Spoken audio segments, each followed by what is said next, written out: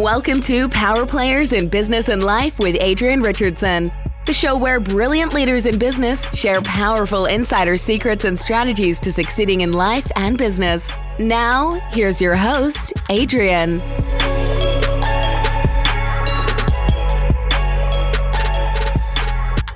Hey everyone, I'm your host, Adrienne Richardson, founder of the Powerplayers in Business and Life podcast, where I get the honor of interviewing fascinating, big-hearted people who have brilliant minds. I'm also the founder of Powerplay Media, where we create and implement strategic marketing plans for service-based business owners who want to scale their companies to 7 or 8 figures and beyond using Facebook and Instagram ads. This episode is brought to you by Powerplay Media. Powerplay Media specializes in creating highly profitable and scalable Facebook and Instagram ads by strategically delivering the right message to a qualified market. Businesses that want to achieve sustainable growth and profitability hire Powerplay for their notable marketing expertise. They offer a premium done-for-you lead generation service for businesses at $1 million in revenue or more, as well as a top-notch mastermind for business owners who want to scale to 7 figures and beyond. For more information, visit wearepowerplay.com today. And now, let me tell you about today's guest. Ian Garlick has over 15 years of experience in video marketing. He uses cutting-edge online video marketing to help businesses collect and craft their stories. A Milwaukee native, Ian grew up in Orlando before venturing to the Big Apple, where he worked as an agent for a top commercial real estate firm, became an experienced trader for a hedge fund, and mastered marketing consulting for a Fortune 100 company. His experience in New York City led him to the creation of Authentic Web. Ian co-founded Authentic Web with his wife, Jessica, who worked for Nickelodeon, Disney, and Miramax. Ian's a best-selling author of 3 marketing books and has recorded 250 episodes of the Garlic Marketing Show. Well, Ian, thank you so much for being here with us today. My pleasure. That made me sound much better than I am. So cool. So cool. You have so much experience. I'm excited to have you here today. And I would just love for you to share with our audience how you even got started in all of that. That's a pretty significant history there. Yeah. It's funny. Everything, I just always believed in doing what you love and working hard.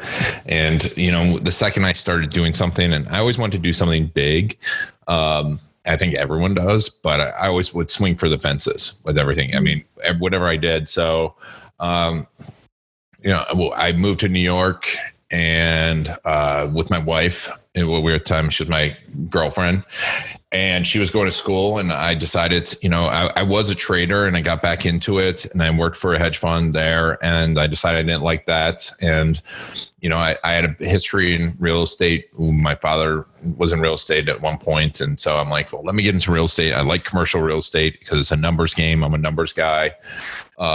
So I got into commercial real estate, and at the same time, I also on the weekends was bartending at one of the top restaurants in the world, thinking that maybe I want to go in the restaurant industry. But I found, I traded through the collapse of the markets in 2000, and I realized I saw what was coming down the pipeline in 2005, 2006, because I started looking at the numbers, and I'm like, this money's coming out of nowhere. I was actually quoted in an article like going, there's something wrong here. And a couple months later, the markets collapsed. And, oh, wow. But I started looking around, and, one thing that was common that I always loved was marketing. And not just to sell stuff, but I loved marketing to, how people think. And I have a degree in economics, and economics is essentially marketing. So I got a job with, Thomson Reuters as a marketing consultant for attorneys, and was working there. I worked there for a few years and really loved it. And, YouTube was purchased by Google, and I'm like, this is it. This is going to change the way we present video. People are going to be able to get their stories out there differently, really connect with their ideal audience, because Google is not going to let YouTube do anything but succeed. Mm-hmm. This is 11 years ago, and we were off to the races. And luckily, my wife had a master's from NYU in 3D design animation, so it made it easy for me to find talent, because I lived with the talent. So we got into it, and we've been running the agency ever since. I love how you kind of looked around you, right? And I think it's really important for people to pay attention to what's going on around them. I think people get really busy and get tunnel vision, and they're not paying attention. And I love that you were paying attention. And number one, just paying attention on like, I'm not really loving what I'm doing. But number two, also paying attention to the fact that the world around you is changing and looking for the opportunity in that. I think that's really important skill to have. Oh, thanks. Yeah. I mean, I'm definitely a contrarian. When I see a bunch of people doing something, I learned that in stocks. When you trade, if everyone's talking about something like, the Bitcoin thing a year and a half ago, and when everyone's like, you got to get into Bitcoin, I'm like, man, how can I go the opposite way? Because usually that's a sign of, in trading, that's a sign of a top of a market. But I'm always looking at what's the opportunity, what's no underserved, what's no one doing. Because for me, that's the most fun. I don't like to be doing the same thing as everyone's doing. Yeah. And yeah, to your point, you got to be self-aware. If you're not happy, you got to change it. It's up to you. Yeah, I do the same thing when everybody's like, oh, you have to go see this movie, and everybody's seen the movie. I'm like, I'm not watching that movie. Yeah. I think it's an entrepreneur trait. Yeah. Entrepreneur trait, right? So, I would love to know, in terms of, what do you think your unique skill is that's helped you become successful in terms of the video marketing? Really, what it is being able to understand my client, or who I'm working for, and also the end user, and understand their situation. Like really be able to paint that picture of what's going on in that person's world. And I think that's really when I look around, we've actually created our strategy around that, is understanding someone's situation, because we buy because of our situation. Mm-hmm. And we don't buy, we talk about avatars and we talk about your ideal clients, which is important, but really people buy because of what's going on in that moment. And to be able to put myself into that person's shoes and think, what are they searching for? What are they really thinking? What are their wants and needs at that moment? And really get my client to talk to that person on video is really the big one. And to find those stories that would connect with them are really the skill set that I have. Yeah, I think people, the way I see it is they're always either buying their way into something or buying their way out of something. Mm-hmm. Or both usually. Yeah, or sometimes both. Yeah. And so, creating a message around what the outcome that they want is really, really important. Super important. And be able to help them to visualize it and really feel it. And that's where I think video comes in, is really allows people to visualize it, feel it, and also to trust that person on their side. Like I work with service businesses mostly. And, when someone sees that face and starts to trust them over and over again, it can transform a business. I agree. I think there's just really something human, about seeing a video and experiencing that person. I feel like it's almost like the next best thing to them seeing you in person on stage, because that's really, really effective when someone can experience you and see your personality and get to know you and hear your story. But the next best thing to that is like being on video, because, obviously it reaches far wider than the audience that's in the room when you're on stage. And, when it comes to creating the message in the videos, I think a lot of people usually try to talk about themselves and what's so great. And I'd love, to hear your feedback on what people should focus on when they're thinking about creating their videos. So yeah, when like the way we get started is we have what I call a storyboard blueprint session, where we go through a person's journey. And, everyone talks, well, not everyone, but in the marketing circles right now, the quote unquote customer journey is a hot term. But for a long time, I saw those customer journeys, and it's always really about my marketing journey with you. So it's like, oh, we have this awareness ad, and then we have you opt in, and then we're going to send you emails for, enrichment, and we're going to elevate you. And I'm like, no, that's not their journey. That's my journey. That's my marketing, and what we want to talk about is your customer's journey. So if we can think about each moment, where are they sitting? What's going on? What's the temperature? As much detail as possible, put yourself into that position, and then think about, what do they want to go, what do they want to go towards? What are the things that they want out of life? What do they want to get away from? Like you were saying, what are they selling themselves out of? And what do they need at that moment? And by need, I don't mean like, hey, here's my lead magnet, but need like, what advice would you give them at that moment? And what stories would you tell them? Like, oh yeah, I went through that exact same thing, or I had a friend that went through that exact same thing. That's the video that you create. And if you can do that over and over again along their journey and give them genuine advice and help them out, you don't have to do any selling, because they're going to want to buy from you. They're going to want to work from you. And to your point, like when, experiencing someone, seeing someone's face, when you add value into it and they see your face, they're tying that together. And, they're becoming to trust you, and they'll buy anything from you at a certain point. That's what celebrities do, is because we've seen their face over and over again. It's a thing called the mere exposure effect, where if we see someone's face or we hear their voice over and over again, we innately trust them. It's a human genetic disposition. It's not even something that's like a thought process. Right. If I show you someone's face over and over and over and over and over again, you're going to trust them. And when you trust them, what do? You buy from them. When they're the authority and they provide value, what do? You buy from them. And when you see them over and over again, you think they're a friend, what are you going to do? You're going to buy from them. And, it's like, I've had people, I go out and give talks, to your point, and then, they'll come and buy something from us, and they'll be like, wait a second, what did I buy? I don't even know what I bought. I don't even know what I bought. It's because they trust us. And obviously we deliver too. It's not like they trust that you can solve the problem. Mm-hmm. Yeah, exactly. And you have to be actually solving a problem. You should, yes. Can video help you sell something to someone that doesn't need it? Yes, but I wouldn't do that. But if you deliver, you're going to build a great business. So what do you say to people maybe who are listening right now that feel like video is scary? Like people almost feel like being on video is like being on stage, and a lot of people are afraid of public speaking. And I'm curious of what you say to people if you have clients or anybody who come to you that are a little hesitant and fearful about it. If you have a service business, people are going to meet you. The video is not about you. It's about them, about making them feel more comfortable.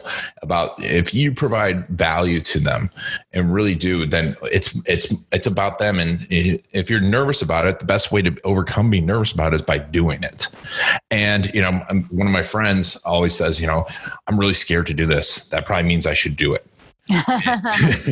and that's the truth. If you really want to grow in business, like to your point, like we talked about at the beginning of the show, being a contrarian, when everyone's going the other way and when something's really scary, that's usually the biggest opportunity. We started our company. Everyone's like, Ian, what are you doing? We started in 2008, 2009, right? And what's going on? The biggest recession we've had in almost 100 years. And everyone's like, what are you doing starting a company? And, it's scary. And it is scary, but that's the big opportunity. So video is the same way. When it becomes easy and becomes everyone's doing it, it's not going to be as valuable. So just go out there and do it and provide value. Just care about the person on the other side. Yeah, I think anytime I get a little bit uneasy or fearful about something, the way I move through that is just to focus on the person I'm serving instead of focusing on myself. Mm-hmm. And so that's exactly in line with what you just said. Like, just focus on your audience and the fact that you're going to be there to help them. And that kind of helps you at least move through the fear and do it anyways. Yep. So that's great advice. So being a power player doesn't mean that everything always goes well. To me, a power player is someone who's faced a lot of challenges. Like, they've been crushed, but they don't let those situations get them down. And they use those situations to propel them forward. And I would love, Ian, if you could just share maybe one big challenge that you've had in business or in life that you had to overcome. I'm really good at blocking those out because it would be crushing if I thought about those all the time. I'd be sitting in the closet somewhere just crying. But I think probably one of the biggest challenges I've had is when, the business was growing pretty quickly and we're bringing on a lot of new clients and scaling, and people start to tell me that, I need to be out of the business, not necessarily out of the business, but not as hands-on in the business as I was. Mm-hmm. And I believed it. And, and I tried a lot of things and I started to believe my own hype. And very quickly clients start to drop off. Boom, boom, boom, boom, boom. Within a period of a few months, our revenue dropped in half. Wow. And that's scary, because you start to, you have payroll, you have to, make sure all your bills are paid. And that gets really scary because for me, I'm never worried about being able to make money for myself. And that's, one of those things I'm lucky about. But once you start having to pay other people's bills, it gets scary. Yeah.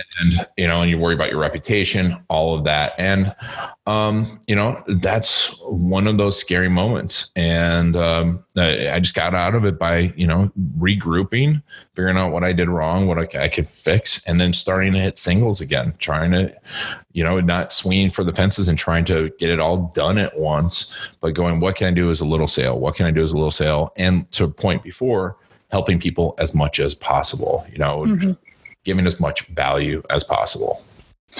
So where do you think things went wrong or learned from that? Because that's really common for, especially as someone starts a business and they're wearing all the hats, they're doing all the work.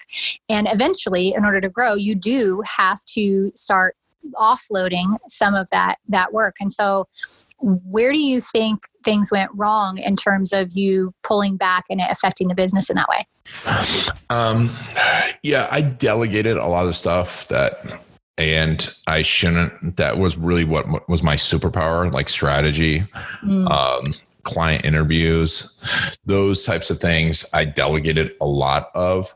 I think that's where a lot of it went wrong. And, I wasn't monitoring as closely as I should the pulse of my clients' happiness. And I think that was probably one of the bigger things. And also I listened to the idea that, because we do video in a different way. And, I'm in the process now of educating other video companies around the country. We launched this website, storycruise.com. So because I realized that you need someone. When we do this style of video that we do, you can't just send a videographer out there. You need someone who understands the person's business. Like we talked about before, how you really get to know, you don't just do Facebook ads, you know the person's business. It's much more. Facebook ads is your tool, but you're much bigger than that. And that was definitely it. And our videos lost effectiveness. I lost face time with clients. I lost spending time with clients. And those were the big ones, really knowing someone's business. I got away from it. And, we're going to take on less clients, charge more, and then educate people. And so people around the country can still get our type of service from local videographers. So tell me, you say, you do video different than everybody else. Can you expand on that? I want to know more about that. Sure. So, I think one of the big things is we understand that it's a lot of different videos. People are like, oh, I just need a video for this. And most of the times, like someone says, oh, I just need a recap video for an event. Like this is a big one I get all the time. I'm like, oh, okay, well, what do you want the video to do? Well, I want people to see this part and this part and this part and this part. And I want to show how beautiful the event was. And I want to show how great the content was. And I want people to get excited about last year. And I want people to get excited about this year. I'm like, and I want to do that 1 minute. I'm like, okay.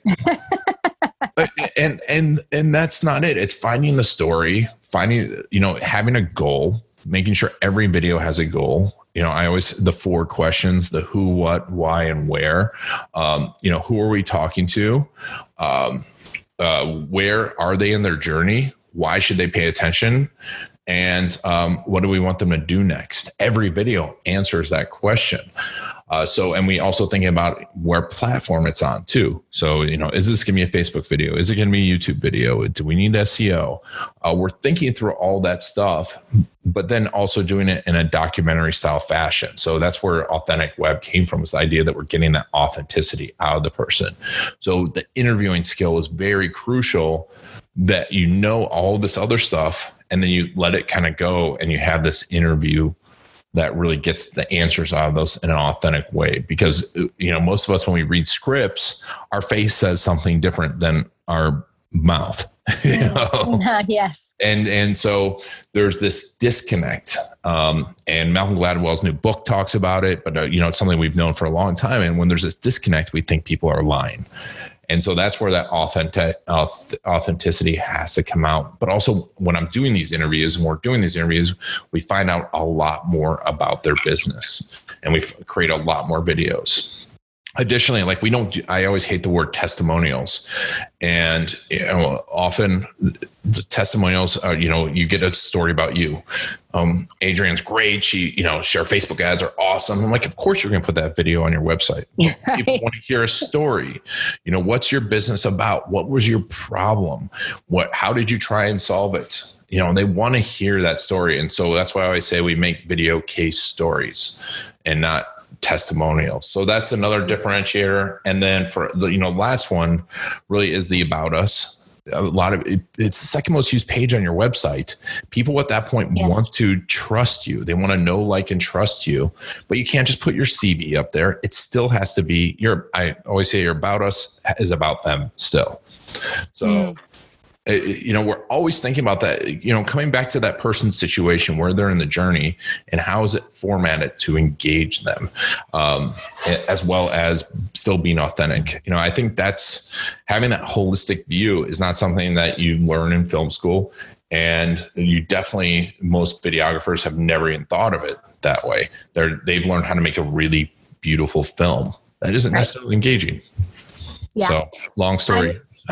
Sorry. No, I love your idea about using video on the about page because I've always found that too, like every website I've had, and even in my clients, like you said, it's like the second most visited page on the website. And I've never considered putting a video because we do, right? We think like, oh, the about page, I'm going to tell them my story.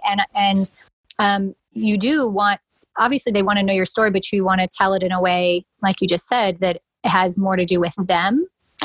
And maybe them seeing themselves in that journey. And so I love the idea of using video on the about page. Mm-hmm. It's cool. Yeah, it's super powerful. And if anyone looks at their path go to Google Analytics and looks at the path, guess where most of the people go after the about page, the contact page. So think about that in that user journey, how important that is. What a huge opportunity it is, because someone's like, I'm about to hire this person. I want to trust them. Yeah. And, I feel like that's where people need to be spending a ton of time and money. Yeah, that's fantastic. How do you feel about like video on different platforms? Like, do people need to think about the platform like YouTube versus Facebook versus their website? Like, should they be thinking about that in terms of when they're creating the video? Or is it like, hey, once you create the video, you can put it on every platform? Oh, 100%. So I always talk about platform last, but it is important. So, we're thinking about where someone is in their journey. So, and go, is it, are they looking actively, or do we need to interrupt them? I always say it's intention versus attention, because Facebook is an attention based place. You're battling against, people's pictures of their babies, people's pictures of their cats. And you have to, and you might even be in there, I get in there to be in groups. You're still battling for my attention if you're putting ads up. But YouTube is an intention-based place. People are going there for specific reasons. Yes, some of it's entertainment, but people are going there to learn something, and they want to learn. So they're ready to absorb it. So you can go, you can be really educating them.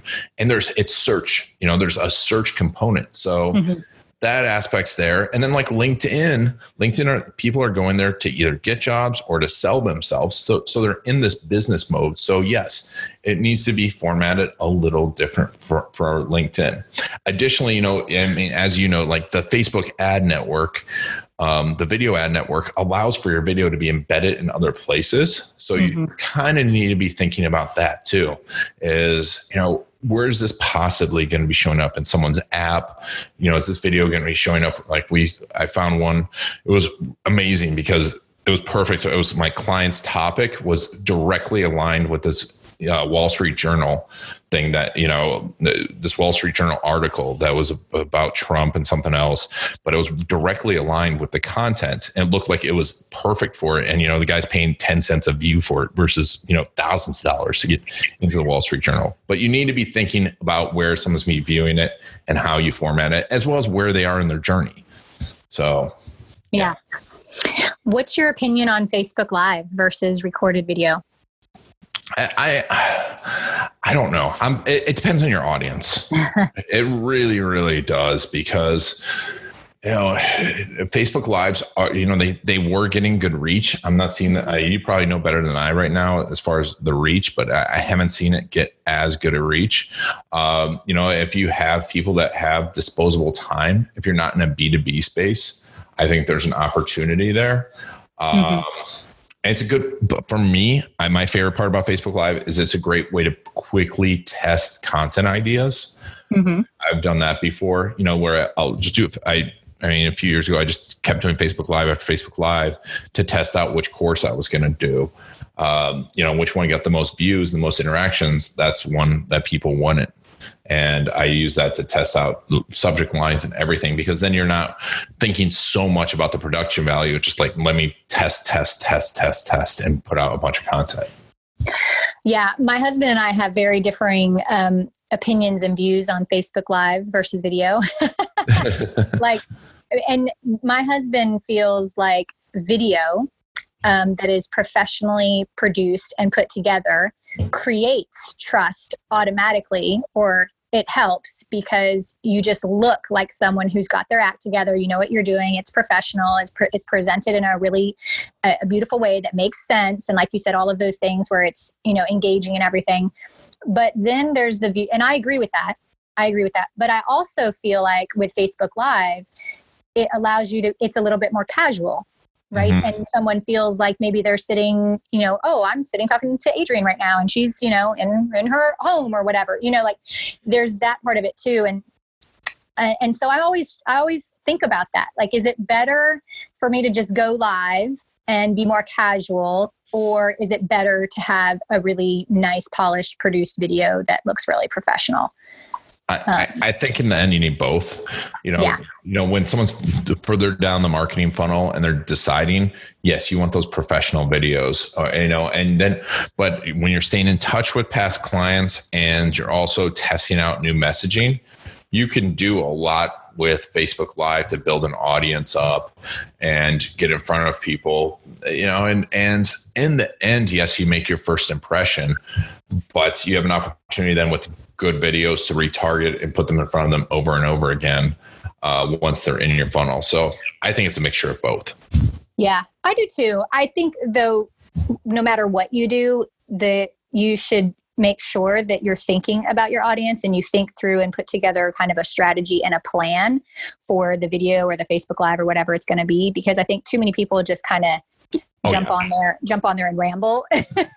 Yes. There's no benefit in that, right? And so if you're going to do anything, whether it's Facebook Live, it's video marketing, whatever it is that has to do with video, as is in all kinds of marketing, you really need to sit down and come up with a strategy that's going to help you achieve the goal. And I think that I love video, but I think that the tools like Facebook Live and stuff have made it so easy for business owners to just get their foot in, get out there and be on video and get in front of people. And they don't put a lot of thought into the strategy behind it. And that's really important. Oh, 100%. Yeah, you have to have a strategy for it. You have to have a strategy for how it's executed, a bit of a formula for taking it across a journey. Make sure you're a good storyteller, those types of things. And you can practice that stuff out there, yes, on Facebook Live, but don't just pop on and think that you're going to run some Facebook Lives and it's all of a sudden going to work. Because if you're putting out crud content, I bring it back to this, people always ask about the quality of content. I'm like, well, do you remember The Adventures of Pluto Nash? And most people don't. It was an Eddie Murphy movie, like 2003. And it was $120 million budget and, highly produced, but the story sucked. And the content sucked. And that's why no one remembers it. But then, Paranormal Activity, right? it grossed something like $19-20 million. And it was a $20,000 budget. But it was an awesome story, well thought out. And, it basically was shot on security cameras. Yeah. So, it's crazy. But it comes down to that content strategy. Yeah. And most people just can't figure that out on their own. And that's why they need people like you to help them with that. And like you. Yeah. So Power Players, they set their goals high and they put their focus and energy on achieving them. And I'd love to know what you're working on right now that you're excited about. Yeah, I mean, for me, really, story crews, that's not like a boat cruise, but like a film crew, really helping, people learn how to talk about, businesses learn how to talk about video, come up with that strategy, and then find and training up other like local video talents to serve them. Because you need to have someone outside of you, like for a lot of these videos, because you need someone directing you. It's tough to be your own director unless you've made a ton of these. So that's what I'm really excited about, because I know video can help and serve a lot of people, but it's just such a, it's confusing. It's hard to hire a videographer. It's hard to hire an editor. You don't know how much spend, how much budget, who to trust, et cetera. And that's really what I'm looking to do with this, is unify that and really serve a lot of service businesses with great video and help videographers grow their business. That's awesome. So what is the best way for our listeners to learn more about you and your services? Yeah. So storycrews.com is a great place to just get started. I mean, our stuff's on there, Authentic Web, but you can also find other people, or if you want to connect with me on LinkedIn.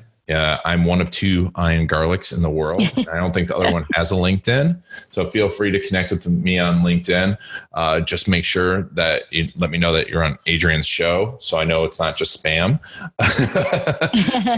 But connect with me on there. Shoot me a message on there, and whatever I can do to help, I will. That's awesome. So any last minute advice, tips, favorite tools, software, anything that you want to share with our listeners? My big thing is customer stories. Start collecting them, get in the habit of collecting them, regularly collect them. And get ready to shoot video with them, because it is your most powerful tool you have. Awesome. Well, Ian, thank you so much for being on this show today. I know our listeners will be moved and motivated and have some ideas to get started with video, and know it's so important. And just want you to know, Ian, you are a power player. Thank you very much. It's been awesome. Thanks for listening to Power Players in Business and Life. Be sure to click subscribe. To learn more about Adrienne, visit www.wearepowerplay.com. We'll see you next time.